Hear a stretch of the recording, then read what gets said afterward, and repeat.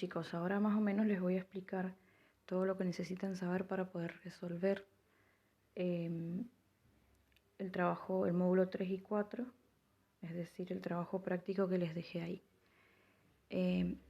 Lo más importante que tienen que saber es esto.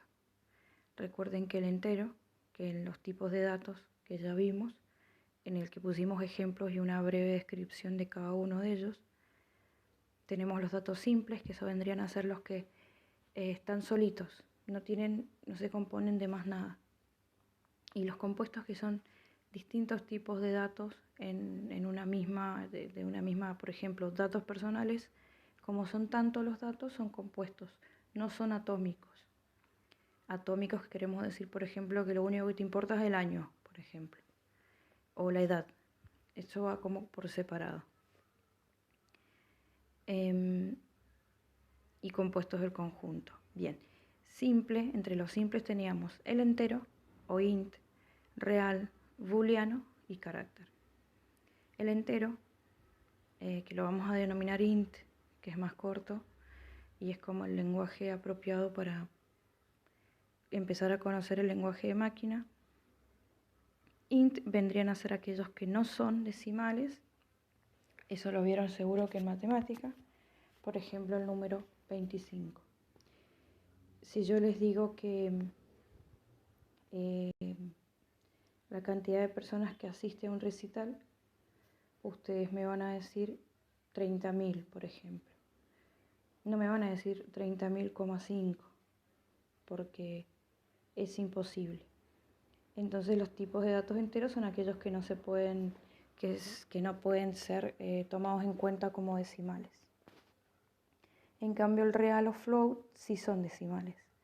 En este caso hay muchos datos en los que nosotros decimos si puede ser decimal, como por ejemplo ya habíamos visto el peso de una persona y la altura, que ahí sí podemos decir pesa 80,25, 23, 3,03, digamos.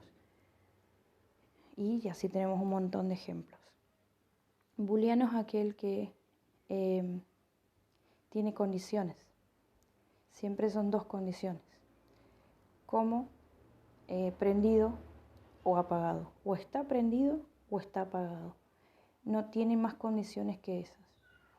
En el lenguaje en máquina se le dice también como los números binarios, es 0 o es 1. No puede tener otro valor más que esos dos valores.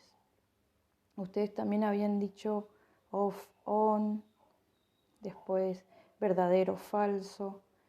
Y van a ver que muchos datos que, por ejemplo, mayor o menor, depende de la edad que tengan, y así. Esos son algunos ejemplos. Carácter era cuando era solamente un carácter. Si yo a ustedes les digo que tienen que poner caracteres, por ejemplo, para una contraseña, van a poner un nombre con 3 letras como para que lo tome el programa o la aplicación que van a usar. Esa va a ser su contraseña.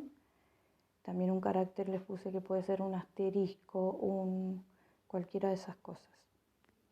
Bien, en los compuestos tenemos las tablas, estructura, tupla, lista, diccionario, set, que eso también habíamos puesto varios ejemplos. Del único que les voy a hablar ahora es de la tabla, que es como el que más vamos a usar, o arrays. ¿Cuáles son las tablas? Es aquella que tiene muchos datos compuestos acerca de la misma cosa. ¿Sí? Por ejemplo, si yo tengo la ficha de un animal, de una veterinaria, voy a tener, por ejemplo, el perro que se llama Moyo, por ejemplo. Voy a tener cuánto pesa, qué día nació, qué enfermedades tuvo, qué más, la altura. Todo eso son todos los datos del mismo individuo. Eso sería una tabla. También pueden ser los datos personales de ustedes, que necesita un programa que va a una base de datos. Base de datos lo vamos a ver más adelante, pero bueno, como para que se vayan imaginando. Bien. Ahora sí estamos en condiciones de seguir por operadores para entender lo demás. Voy a hacer un corte acá para que